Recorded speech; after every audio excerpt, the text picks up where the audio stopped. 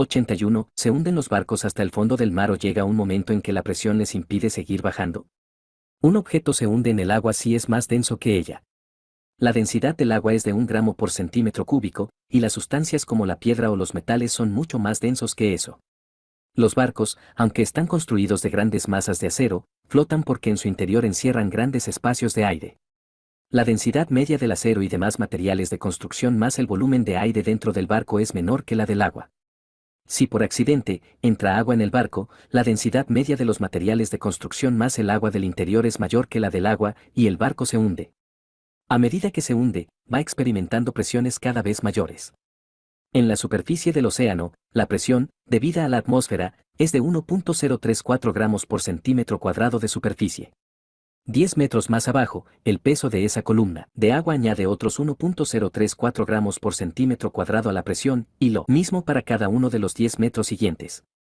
La presión en el fondo del lugar más profundo del océano que se conoce es de 1100 veces la presión atmosférica, lo que equivale a más de 1 tonelada por centímetro cuadrado. Tales presiones no tienen, sin embargo, ningún efecto sobre el empuje hacia arriba que experimenta un objeto al hundirse. La presión actúa en todas las direcciones por igual, hacia abajo, hacia arriba y lateralmente, de manera que el objeto sigue hundiéndose, sin hacer ningún caso del aumento de presión. Pero hay otro factor. La presión comprime el agua y aumenta así su densidad. No podría ser que, como consecuencia de ese aumento de presión, el agua se hiciese tan densa que el objeto dejara de hundirse y quedará flotando en las profundidades del mar. No. El efecto de compresión es muy pequeño. Incluso a una presión de 1 tonelada por centímetro cuadrado, la densidad del agua aumenta solo de 1 a unos 1,05 gramos por centímetro cúbico. Un sólido que tuviera una densidad de 1,02 gramos por centímetro cúbico se hundiría, efectivamente en el agua, pero quedaría flotando a unos 5 kilómetros de profundidad. Los materiales de construcción ordinarios, sin embargo, tienen densidades muy superiores a 1,05. La densidad del aluminio es 2,7 y la del acero 7,8 gramos por centímetro cúbico. Los barcos metálicos se hundirían hasta el fondo de los abismos más profundos sin la menor posibilidad de flotar. Pero supongamos que el océano fuese más profundo aún. ¿Llegaría un momento en que una barra de aluminio, por poner un ejemplo, alcanzase una profundidad máxima? La respuesta sigue siendo, no. Si los océanos tuviesen una profundidad de 68 kilómetros, en lugar de unos 11 como máximo, la presión en el fondo alcanzaría unas 7 toneladas por centímetro cuadrado y la densidad del agua 1,3 gramos por centímetro cúbico. Pero para entonces el agua ya no sería líquida, sino que se convertiría en una sustancia sólida llamada hielo B. El hielo B es más denso que el agua, mientras que el hielo I, el hielo ordinario, es menos denso. Por consiguiente, el aluminio o cualquier otra sustancia de densidad mayor que 1,3 gramos por centímetro cúbico descenderían hasta cualquier profundidad oceánica mientras el agua siguiese siendo líquida, y en último término iría a posarse sobre una superficie sólida que podría ser el fondo marino o ese hielo B. El agua ordinaria nunca puede hacerse suficientemente densa para hacer flotar al aluminio y mucho menos al acero. 82. ¿Cuáles son los elementos químicos más activos y por qué? Los electrones rodean al núcleo atómico en esferas concéntricas llamadas capas. Para cada elemento hay un número fijo de electrones en cada capa. La distribución es especialmente estable cuando hay 8 electrones en la capa más exterior. Supongamos, sin embargo, que un elemento tiene tantos electrones que después de acomodar 8 de ellos en una de las capas exteriores quedan varios por alojar en una capa aún más externa. Estos pocos electrones, los más exteriores y, como todos, cargados negativamente, son atraídos muy débilmente por el núcleo atómico, cargado positivamente y situado en el centro. Esos electrones exteriores son cedidos con gran facilidad a otros átomos.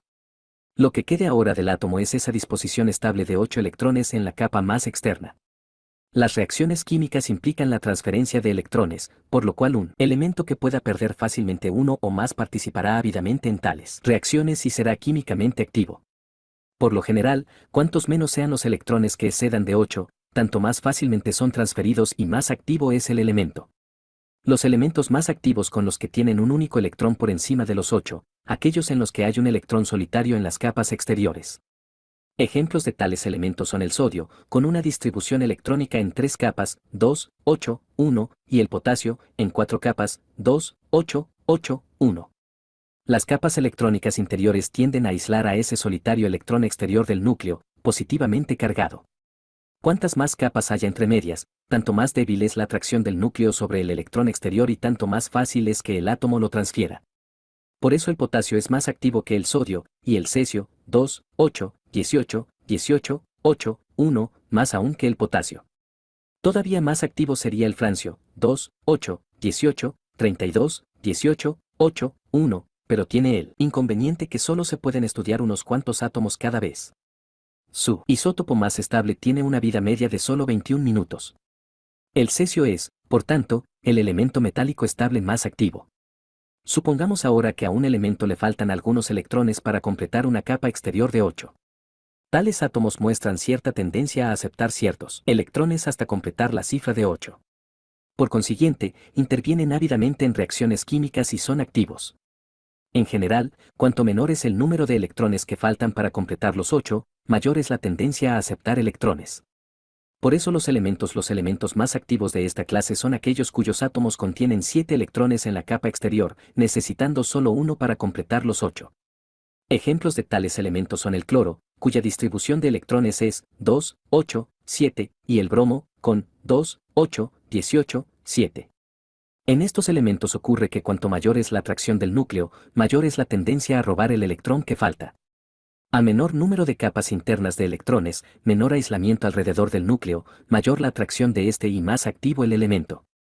De los elementos de esta clase, el que menos capas de electrones tiene es el flúor, con una disposición electrónica, 2, 7. El flúor es, por tanto, el elemento no metálico más activo. 83. ¿Qué tienen de noble los gases nobles? Los elementos que reaccionan difícilmente o que no reaccionan en absoluto con otros elementos se denominan inertes. El nitrógeno y el platino son ejemplos de elementos inertes. En la última década del siglo pasado se descubrieron en la atmósfera una serie de gases que no parecían intervenir en ninguna reacción química. Estos nuevos gases, helio, neón, argón, criptón, xenón y radón, son más inertes que cualquier otro elemento y se agrupan bajo el nombre de gases inertes. Los elementos inertes reciben a veces el calificativo de nobles porque esa resistencia a reaccionar con otros elementos recordaba un poco a la altanería de la aristocracia. El oro y el platino son ejemplo de metales nobles, y por la misma razón se llamaba a veces gases nobles a los gases inertes.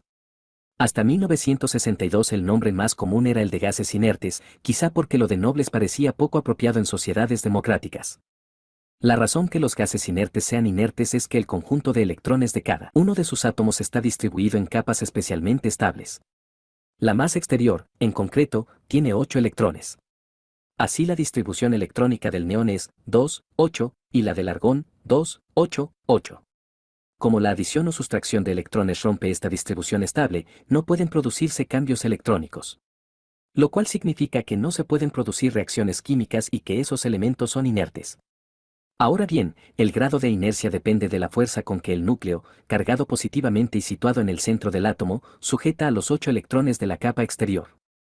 Cuantas más capas electrónicas haya entre la exterior y el centro, más débil será la atracción del núcleo central. ¿Quiere esto decir que el gas inerte más complejo es también el menos inerte? El gas inerte de estructura atómica más complicada es el radón. Sus átomos tienen una distribución electrónica de 2, 8, 18, 32, 18, 8. El radón, sin embargo, está solo constituido por isótopos radiactivos y es un elemento con el que difícilmente se pueden hacer experimentos químicos. El siguiente en orden de complejidad es el xenón, que es estable. Sus átomos tienen una distribución electrónica de 2, 8, 18, 18, 8. Los electrones más exteriores de los átomos de xenón y radón están bastante alejados del núcleo y, por consiguiente, muy sueltos. En presencia de átomos que tienen una gran apetencia de electrones, son cedidos rápidamente. El átomo con mayor apetencia de electrones es el flúor, y así fue como en 1962 el químico canadiense Neil Bartlett consiguió formar compuestos de xenón y flúor. Desde entonces se ha conseguido formar también compuestos de radón y criptón. Por eso los químicos rehúyen el nombre de gases inertes, porque, a fin de cuentas, esos átomos no son completamente inertes. Hoy día se ha impuesto la denominación de gases nobles y existe toda una rama de la química que se ocupa de los compuestos de gases nobles. Naturalmente, cuanto más pequeño es el átomo de un gas noble, más inerte es, y no se ha encontrado nada que sea capaz de arrancarles algún electrón. El argón, cuya distribución electrónica es 2, 8, 8, y el neón, con 2, 8, siguen siendo completamente inertes. Y el más inerte de todos es el helio, cuyos átomos contienen una sola capa electrónica con 2 electrones, que es lo máximo que puede alojar esa primera capa. 84. ¿Por qué se forman los cristales y por qué lo hacen siempre en ciertas formas? En condiciones ordinarias existen 3 estados de la materia: gaseoso, líquido y sólido. En los gases, la energía de los átomos o, lo que es más corriente, de las moléculas que los componen es tan grande y barra diagonal o la atracción entre las distintas moléculas es tan pequeña, que éstas se mueven independientes de un lado para otro. Si la energía disminuye hasta un cierto punto, las moléculas ya no pueden conservar su independencia, y tienen que permanecer en contacto unas con otras. Sin embargo, hay todavía suficiente energía para que las moléculas se muevan un poco, deslizándose unas sobre otras. Lo que tenemos entonces es un líquido. Si la energía disminuye aún más, las moléculas ya no podrán resbalar y deslizarse, sino que tienen que permanecer fijas en una orientación determinada, aunque pueden vibrar, y de hecho vibran, de un lado a otro alrededor de esa posición fija. La sustancia es ahora un sólido. Dos moléculas vecinas, o átomos, o iones, de un sólido no pueden ocupar una posición cualquiera, sino que adoptan una ordenación regular que depende de la proporción de partículas diferentes que haya, de las diferencias de tamaño que puedan existir, de la presión exterior, etc. En el cloruro sódico, los iones de sodio y los de cloruro están en igualdad de número y difieren en tamaño. En el fluoruro de cesio, los iones de cesio y los de fluoruro están en igualdad numérica, pero los primeros son mucho mayores que los segundos. En el cloruro de magnesio, los iones de magnesio y los de cloruro no difieren apenas en tamaño, pero hay el doble de los segundos que de los primeros. Esto hace que cada compuesto empaquete sus iones de manera diferente. Cualquier trozo visible de materia compuesta de átomos, iones o moléculas dispuestos de manera ordenada mostrará superficies lisas que se cortan según ángulos fijos. Es lo mismo que una formación militar vista desde el aire. Quizá no podamos ver uno a cada soldado, pero si van bien formados veremos que la formación es un rectángulo, por ejemplo. La forma del trozo visible de materia, o cristal, depende de la ordenación atómica. Para cualquier sustancia dada, y con un conjunto específico de condiciones, solo hay una distribución atómica posible. De ahí que los cristales tengan siempre una forma dada. Las sustancias sólidas son casi siempre de naturaleza cristalina, aunque no lo parezca. Para formar un cristal perfecto, lo mejor es empezar con una sustancia pura en disolución, para que no se cuelen átomos extraños que pueden perturbar la ordenación.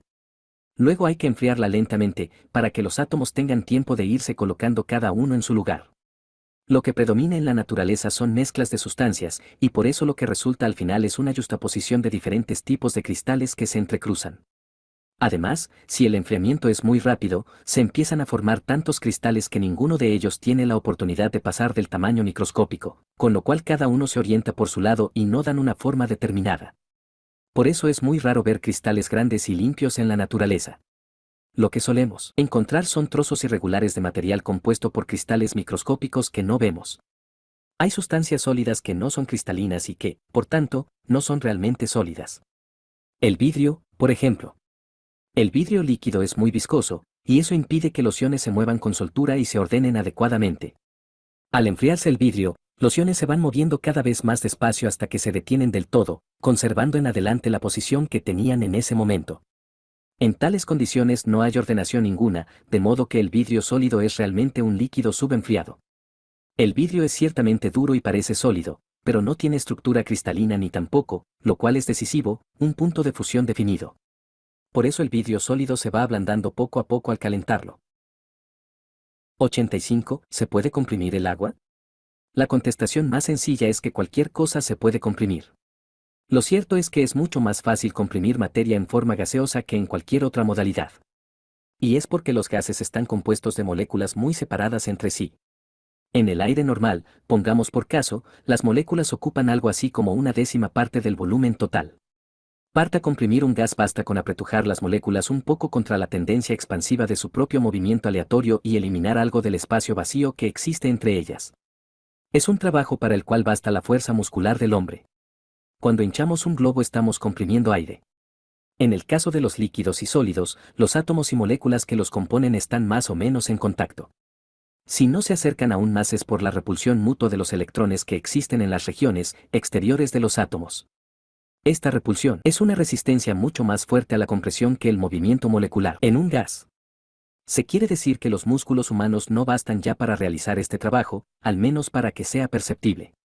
Pensemos por un momento que vertimos cierta cantidad de agua en un recipiente rígido abierto por arriba y que ajustamos un pistón en la abertura hasta tocar al agua. Si empujamos el pistón hacia abajo con todas nuestras fuerzas, veremos que apenas cederá. Por eso se dice a menudo que el agua es incompresible y que no se puede apretujar en un volumen más pequeño. Nada de eso. Al empujar el pistón sí que comprimimos el agua, pero no lo suficiente para medirlo.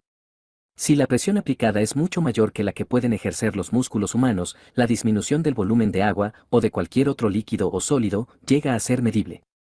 Por ejemplo, si comprimimos 100 litros de agua con una fuerza de 1.050 kilogramos por centímetro cuadrado, su volumen se contraerá a 96 litros. Si la presión aumenta aún más, el volumen seguirá disminuyendo. Bajo tal compresión, los electrones son empujados, por así decir, cada vez más cerca del núcleo. Si la presión se hace suficientemente grande, digamos que por el peso acumulado de muchos miles de kilómetros de materia bajo una gran fuerza gravitatoria, la repulsión electrostática se viene abajo. Los electrones ya no se pueden mantener en órbita alrededor del núcleo y son desplazados. La materia se reduce entonces a núcleos atómicos desnudos y electrones volando de acá para allá en movimientos alocados. Los núcleos son mucho más diminutos que los átomos, de manera que esta materia degenerada sigue siendo en su mayor parte espacio vacío. La presión en el centro de la Tierra o incluso de Júpiter no es suficiente para formar materia degenerada, pero en cambio sí la hay en el centro del Sol. Una estrella compuesta por entero de materia degenerada puede tener la misma masa que el Sol y aún así poseer un volumen no mayor que el de la Tierra. Es lo que se llama una enana blanca. Bajo su propia gravedad puede comprimirse aún más, hasta quedar compuesta de neutrones en contacto mutuo. Tales estrellas de neutrones pueden albergar la masa entera del Sol en una esfera de 13 kilómetros. E incluso eso puede comprimirse, piensan los astrónomos, hasta el volumen cero de un agujero negro. 86. ¿Qué es el hidrógeno metálico? ¿Cómo puede ser el hidrógeno un metal? Todo el mundo reconoce un metal al verlo, porque los metales tienen propiedades muy características. En superficies lisas reflejan la luz con gran eficacia, que es lo que les confiere su brillo metálico, mientras que los no metales son muy poco reflectantes y poseen una tonalidad opaca. Los metales son fácilmente deformables, se dejan extender en láminas y estirar en hilos, mientras que los no metales son quebradizos y se rompen o se pulverizan al golpearlos. Los metales conducen el calor y la electricidad fácilmente, los no metales, no. ¿De dónde viene la diferencia? En la mayoría de los compuestos corrientes, como los que vemos a nuestro alrededor en el mar y en la Tierra, las moléculas están compuestas por átomos firmemente unidos por electrones compartidos. Cada electrón está ligado firmemente a un átomo determinado. En estos casos la sustancia exhibe propiedades no metálicas. Según este criterio, el hidrógeno es un no metal. El hidrógeno ordinario está compuesto de moléculas constituidas por dos átomos de hidrógeno. Cada átomo de hidrógeno tiene un solo electrón, y los dos átomos que componen una molécula comparten los dos electrones a partes iguales. No sobra ningún electrón. ¿Qué ocurre cuando hay electrones que no están firmemente ligados? Consideremos, por ejemplo, el elemento potasio. Cada átomo de potasio tiene 19 electrones distribuidos en 4 capas. Los únicos electrones que se pueden compartir son los de la capa exterior, de modo que en el caso del potasio cada átomo solo puede compartir un electrón con su vecino. Además, este electrón exterior está especialmente suelto porque entre él y el núcleo atómico central que lo atrae se interponen otras capas de electrones. Estas capas intermedias aíslan al electrón exterior de la atracción central. Los átomos del potasio sólido están empaquetados muy juntos, como esas pirámides de naranjas que se ven a veces en las fruterías. Cada átomo de potasio tiene 8 vecinos. Con tantos vecinos y tan cerca, y estando tan suelto el electrón exterior, es muy fácil que cualquiera de estos salte de un vecino a otro. Son estos electrones sueltos y móviles los que permiten a los átomos de potasio empaquetarse tan densamente, conducir fácilmente el calor y la electricidad y deformarse. En resumen, estos electrones sueltos y móviles son los que hacen que el potasio, y otros elementos y mezclas que los poseen, sea metálico. Pues bien, recordemos que el hidrógeno, al igual que el potasio, tiene un solo electrón para compartir con vecinos. Pero hay una diferencia. Entre ese único electrón del hidrógeno y el núcleo central no hay electrones aislantes. Por consiguiente, el electrón está demasiado sujeto para ser suficientemente móvil y poder convertir el hidrógeno en un metal o hacer que sus átomos se empaqueten densamente. Pero ¿y si se le da al hidrógeno una pequeña ayuda? ¿Qué ocurre si se le obliga a empaquetarse densamente, no por su propia constitución electrónica, sino por presión exterior? Supongamos que la presión aplicada es suficiente para estrujar los átomos de hidrógeno y hacer que cada átomo quede rodeado por 8, 10 o incluso 12 vecinos más próximos. Podría ser entonces que el electrón de cada átomo, a pesar de la fortísima atracción del núcleo, empezara a deslizarse de un vecino a otro. Lo que tendríamos sería hidrógeno metálico. Para conseguir que el hidrógeno se empaquete tan densamente, tiene que hallarse en estado casi puro, la presencia de otros átomos estorbaría, y a una temperatura no demasiado alta. De lo contrario, se expandiría. Por otro lado, tiene que hallarse bajo enormes presiones. Uno de los lugares del sistema solar donde las condiciones son casi perfectas es el centro de Júpiter, y hay quienes creen que el interior de este planeta está compuesto por hidrógeno metálico. 87. ¿Qué es la poliagua? Si sigue siendo H2O, ¿cuál es la diferencia? Al describir la molécula de agua suele decirse que está compuesta por dos átomos de hidrógeno y uno de oxígeno, H2O. Si la cosa acabara ahí, sería una molécula pequeña con bajo punto de ebullición. El sulfuro de hidrógeno, H2S, que tiene una molécula parecida, pero más pesada, porque el S es más pesado que el O, es un gas que no se licúa hasta los -61, 8 grados C. Si el agua no fuese más que H2O, se licuaría a una temperatura todavía más baja, quizá alrededor de los 80 grados C. Pero consideremos la forma de las moléculas de agua. Los tres átomos forman un ángulo casi recto, con el de oxígeno en el vértice. El oxígeno comparte 2 electrones con cada uno de los átomos de hidrógeno, pero el reparto no es equitativo. El oxígeno ejerce una mayor atracción sobre los electrones, de modo que estos, con su carga eléctrica negativa, están muy del lado del oxígeno. Por eso, aunque la molécula de agua es eléctricamente neutra en su conjunto, la parte del oxígeno tiene una pequeña carga negativa, mientras que los dos átomos de hidrógeno tienen pequeñas cargas positivas que contrarrestan a aquella. Las cargas de signo opuesto se atraen. Hay, pues, una tendencia a que dos moléculas del agua se alineen de manera que el extremo negativo, el del oxígeno, de una de ellas quede adyacente al positivo, el del hidrógeno, de la siguiente. Esto constituye un enlace de hidrógeno que es 20 veces más débil que los enlaces normales que unen al hidrógeno y al oxígeno dentro de la molécula. Sin embargo, basta para que las moléculas de agua sean pegajosas. Debido a esta pegajosidad, las moléculas de agua se unen con más facilidad y se separan con más dificultad que si no fuese así. Para superar esa fuerza pegajosa y hacer que hierva el agua, hace falta calentarla a centésimo C. Cuando la temperatura baja hasta 0 C, la prevalencia de enlaces de hidrógeno es tal que las moléculas de agua quedan fijas en su sitio, formándose hielo. De no ser por los enlaces de hidrógeno, la temperatura tendría que ser mucho más baja para que esto ocurriera. En una molécula como la del H2S no sucede lo mismo, porque el átomo de azufre y el de hidrógeno tienen una apetencia de electrones aproximadamente igual. No hay acumulación de cargas ni a un lado ni al otro y, por consiguiente, la molécula no es pegajosa. Supongamos ahora que tenemos moléculas de agua en un espacio muy limitado, un tubo de vidrio muy fino, pongamos por caso. En estas condiciones tendrán que apelotonarse unas contra otras más de lo normal. El átomo de oxígeno de una de las moléculas se verá empujado muy cerca del átomo de hidrógeno del vecino, tanto que el enlace de hidrógeno se hará tan fuerte como un enlace ordinario. Las dos moléculas se convierten en una, y a esta doble molécula se podrá enganchar otra, y luego otra, etc. Al final habrá multitud de moléculas fuertemente unidas entre sí, con todos los hidrógenos y oxígenos formando hexágonos regulares. La sustancia múltiple resultante es un ejemplo de polímero. Es agua polimerizada, o poliagua en abreviatura. Para poder romper esta sustancia, anunciada por vez primera por químicos soviéticos en 1965, en moléculas H2O de vapor de agua, hay que calentarla hasta 500 C. Y debido también a que las moléculas están aquí mucho más apelotonadas que en el agua ordinaria, la poliagua tiene una densidad 1,5 veces superior a la del agua normal. Sin embargo, la noción de poliagua no ha sido aceptada universalmente. Muchos químicos piensan que lo que se ha llamado poliagua es en realidad agua que ha cogido impurezas o que ha disuelto un poco de vidrio. En este caso puede ser que la poliagua ni siquiera exista. 88. ¿Por qué se dilata el agua al congelarse? Primero cabría preguntar, ¿por qué son sólidos los sólidos? ¿Y por qué son líquidos los líquidos? Entre las moléculas de una sustancia sólida hay una cierta atracción que las mantiene firmemente unidas en una posición fija. Es difícil separarlas y, por consiguiente, la sustancia es sólida. Sin embargo, las moléculas contienen energía de movimiento y vibran alrededor de esas posiciones fijas.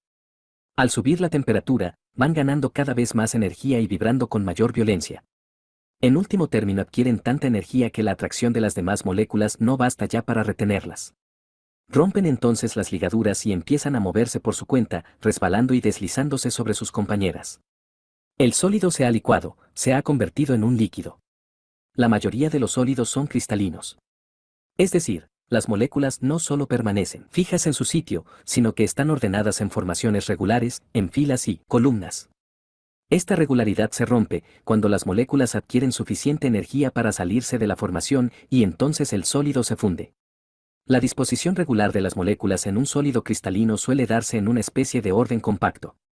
Las moléculas se apiñan unas contra otras, con muy poco espacio entre medias. Pero al fundirse la sustancia, las moléculas, al deslizarse unas sobre otras, se empujan y desplazan. El efecto general de estos empujones es que las moléculas se separan un poco más. La sustancia se expande y su densidad aumenta. Así pues, en general los líquidos son menos densos que los sólidos. O digámoslo así, los sólidos se expanden al fundirse y los líquidos se contraen al congelarse.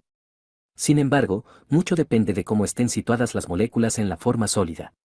En el hielo, por ejemplo, las moléculas de agua están dispuestas en una formación especialmente laxa, en una formación tridimensional que en realidad deja muchos huecos.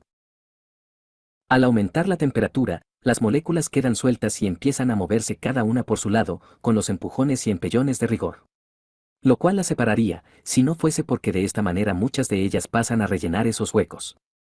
Y al rellenarlos, el agua líquida ocupa menos espacio que el hielo sólido, a pesar de los empujones moleculares. Al fundirse un centímetro cúbico de hielo solo se forman 0,9 centímetros cúbicos de agua. Como el hielo es menos denso que el agua, flota sobre ella. Un centímetro cúbico de hielo se hunde en el agua hasta que quedan 0,9 centímetros cúbicos por debajo de la superficie. Estos 0,9 centímetros cúbicos desplazan 0,9 centímetros cúbicos de agua líquida, que pesan tanto como el centímetro cúbico entero de hielo. El hielo es sostenido entonces por el empuje del agua, quedando 0,1 centímetros cúbicos por encima de la superficie. Todo esto es válido para el hielo en general. Cualquier trozo de hielo flota en el agua, con una décima parte por encima de la superficie y 9 décimas por debajo. Esta circunstancia resulta muy afortunada para la vida en general, pues tal como son las cosas, cualquier hielo que se forme en una masa de agua, flota en la superficie. Aísla las capas más profundas y reduce la cantidad de calor que escapa de abajo. Gracias a ello las aguas profundas no suelen congelarse, ni siquiera en los climas más gélidos. En cambio, en épocas más calurosas el hielo flotante recibe el pleno efecto del sol y se funde rápidamente. Si el hielo fuese más denso que el agua, se hundiría al fondo a medida que fuese formándose, dejando al aire libre otra capa de agua, que a su vez se congelaría también. Además, el hielo del fondo no tendría posibilidad ninguna de recoger el calor del sol y fundirse. Si el hielo fuese más denso que el agua, las reservas acuáticas del planeta estarían casi todas ellas congeladas, aunque la Tierra no estuviese más lejos del Sol que ahora. 89. ¿Qué son las pilas de combustible? ¿Qué ventajas presentan en la generación de electricidad? Una pila de combustible es un dispositivo para generar electricidad. Para entender su valor consideremos las palabras combustible y pila por separado. Para generar electricidad a partir de un combustible como el carbón o el petróleo hay que quemarlos primero. La energía producida por su combustión convierte agua en vapor, que se utiliza a su vez para hacer girar una turbina colocada en un campo magnético. De esta manera se genera una corriente eléctrica.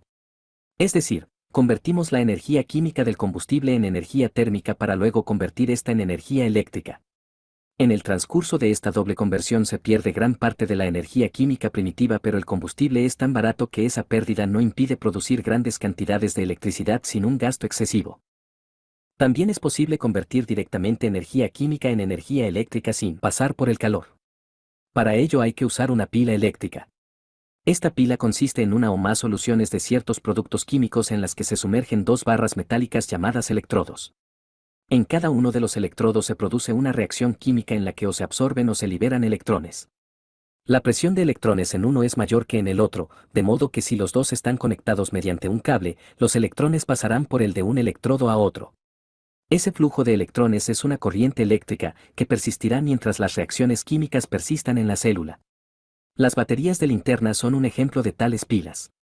Hay casos en los que si se hace pasar una corriente eléctrica a través de una pila agotada, las reacciones químicas que tienen lugar en su interior se desarrollan al revés, con lo cual la célula puede volver a almacenar energía química y producir otra vez una corriente eléctrica. Las baterías de los coches son un ejemplo de pilas reversibles. La energía química que se pierde en una pila es mucho menor, puesto que se convierte en electricidad en un solo paso. Como contrapartida, los productos químicos que utilizan las pilas son todos ellos muy caros.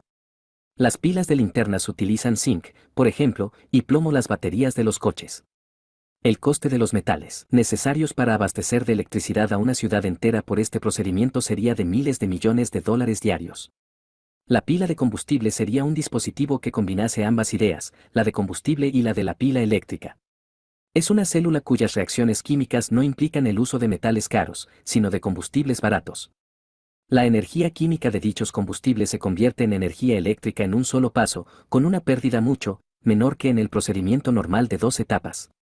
De este modo se puede multiplicar sustancialmente la cantidad de electricidad disponible por el hombre. La pega es que es difícil fabricar una pila de combustible que realmente funcione con garantías. Se han fabricado algunas en las que la energía eléctrica se extrae de la combustión de hidrógeno con oxígeno, pero el hidrógeno sigue siendo bastante caro. En lugar del hidrógeno se ha utilizado también monóxido de carbono, que es algo más barato. Recientemente se han fabricado también pilas que funcionan a base de combinar desperdicios con oxígeno bajo la influencia de la acción bacteriana. No cabe duda que la idea de convertir desperdicios en electricidad es interesantísima, porque resolvería dos problemas, la obtención de energía barata y la eliminación de desperdicios. Aún queda mucho por hacer antes que las pilas de combustible sean realmente prácticas, pero, con todo, representan una de las grandes esperanzas del futuro. 90. ¿Qué son las vitaminas y por qué las necesitamos?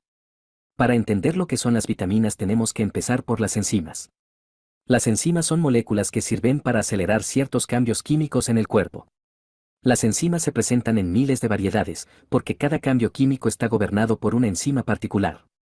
Para controlar un cambio químico no hace falta más que una cantidad minúscula de enzima, pero esa cantidad minúscula es imprescindible. La maquinaria química del cuerpo está interconectada de un modo muy intrincado, de manera que el retardo de una sola transformación química por culpa de la falta de una enzima puede resultar en una enfermedad grave o incluso en la muerte. La mayor parte de las enzimas las puede fabricar el cuerpo con las sustancias que se hallan presentes en casi todos los alimentos. No hay peligro que nos quedemos sin ellas, salvo que nos estemos muriendo materialmente de hambre. Pero hay un pero. Algunas enzimas contienen, como parte de su estructura, ciertas combinaciones atómicas poco usuales. Estas combinaciones de átomos no suelen encontrarse más que en las enzimas y, por tanto, solo se necesitan en cantidades ínfimas, porque las propias enzimas solo se necesitan en esas proporciones. Pero el cuerpo tiene que tenerlas. Y si una de estas combinaciones de átomos escasea, las distintas enzimas que las necesitan dejarán de funcionar. Ciertos cambios químicos empezarán a desarrollarse mal y como consecuencia de ello sobrevendrá la enfermedad y finalmente, la muerte. El peligro estriba en que, a pesar que la mayoría de las moléculas enzimáticas las puede fabricar el cuerpo, estas combinaciones particulares de átomos, no tienen que ser absorbidas, intactas, de los alimentos. El cuerpo humano se muere si la comida que ingiere no contiene cantidades minúsculas de estas singulares combinaciones de átomos. Cuando se descubrió esto a principios del siglo XX, no se conocía la naturaleza química de dichas naciones. Se pensaba que algunas de ellas al menos, pertenecían a una clase de sustancias llamadas aminas. Por eso se les dio el nombre de vitaminas, aminas de la vida. Las plantas son la fuente básica de las vitaminas. Fabrican todas las sustancias de sus tejidos a partir de productos químicos elementales, como son el anhídrido carbónico, el agua, los nitratos, etc. Si no fuesen capaces de fabricar todas y cada una de vitaminas a partir de cero, no podrían sobrevivir. Los animales, en cambio, pueden comer plantas y utilizar las vitaminas que se hallan ya presentes en los tejidos vegetales, sin tener que fabricarlas por su cuenta. Los animales almacenan las vitaminas que absorben allí donde los mecanismos enzimáticos más los necesitan, en los músculos, el hígado, los riñones, la leche, etc. Los animales carnívoros obtienen las vitaminas de las reservas que poco a poco han ido acumulando sus presas herbívoras. El no tener que fabricarse sus propias vitaminas tiene ciertas ventajas, porque su fabricación exige la presencia de una maquinaria química muy respetable en cada célula. Eliminando esta función queda más espacio, por decirlo así, para desarrollar la maquinaria que requieren las muchas cosas que las plantas no tienen que hacer, acción nerviosa, contracción muscular, filtración renal, etc. El precio que se paga, sin embargo, es la posibilidad de una falta de vitaminas. Los seres humanos que viven con una dieta muy pobre, sea porque les guste o porque no tengan otra cosa, pueden caer víctimas de enfermedades como el beriberi, el escorbuto, la pelagra o el raquitismo. Todas ellas son el resultado de una química del cuerpo que va parándose poco a poco debido al mal funcionamiento de ciertas enzimas por falta de una vitamina.